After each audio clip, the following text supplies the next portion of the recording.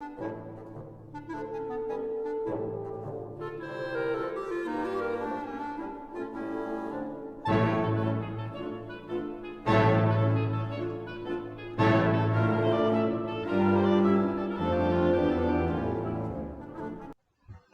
morning.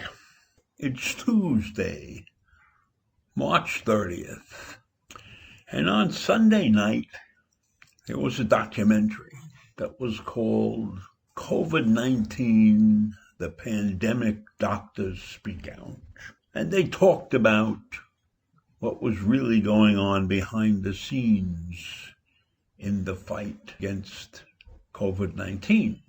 I'm not going to talk about the intimate view of what went on in Trump's chaotic and feudal White House when COVID-19 struck. I want to talk about what Dr. Redfield said the other day and what I think should be done now. Now, Dr. Redfield has come out the other day and said he believes that COVID-19 was created in a lab in China and somehow or other it escaped into the real world.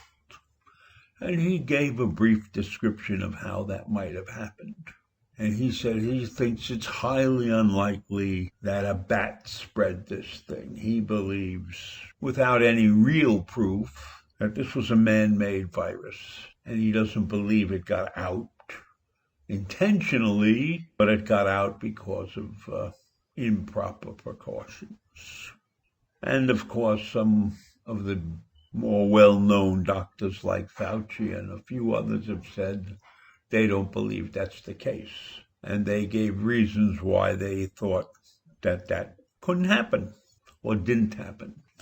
But I want to talk about what happened in this country after similar major events struck. When John F. Kennedy was killed, we created a commission to go in and investigate. President Johnson at that time mandated the Warren Commission, which established that the ex-president, President Kennedy, was killed by Lee Harvey Oswald, who was acting alone. That didn't end the years of subsequent gossip and dispute, however, but it shows that in order to stop rumors and to put aside national distrust, we need something like that. Something we'll call the pandemic panel that can put aside all of the rampant conspiracy theories that are going to come forth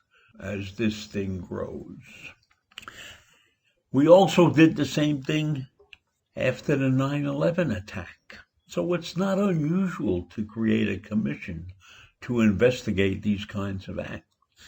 Congress mandated the 9/11 Commission, which produced many recommendations to secure the U.S. against international terrorism after the 9/11 attacks. Now, the critical elements in the 9/11 Commission reviewed the lack of Washington preparedness for the disaster of 9/11.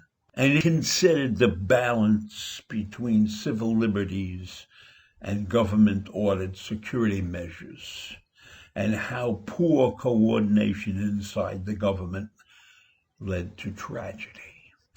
That sounds very familiar to what we faced all during the beginnings and the middle and even now in the pandemic. If we review carefully what happened during this pandemic, we must consider the resistance to many of the safety measures that were suggested, the resistance that came about because of a quintessential American mistrust of government authority, reverence for individual freedom, and our so-called entrepreneurial streak. These are all characteristics that in different circumstances could be said as the defining U.S. strengths.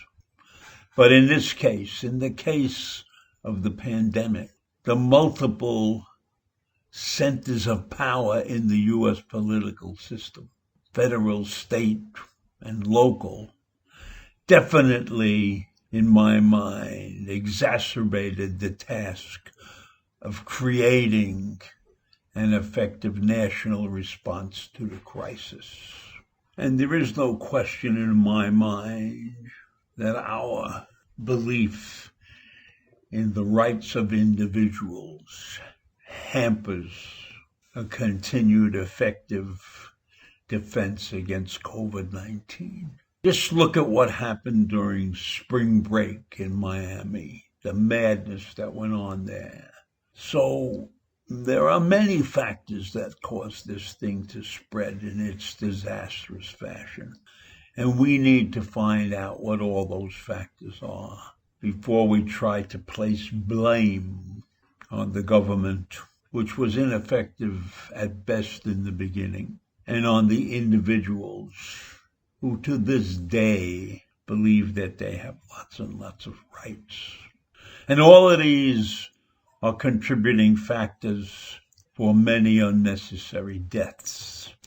So I believe that we need a commission, an independent commission, a COVID-19 commission, to put all these facts together and to put forth recommendations on how to do a better job when the next national crisis of this kind comes to bear. Now, this will be hard to do, putting together a commission like this that is prepared to look in every nook and cranny because of how divided we are. You know that there are many in the government on different sides of the aisle who don't want a commission like this. They don't want to hear about it. They don't want to rehash the history of the pandemic.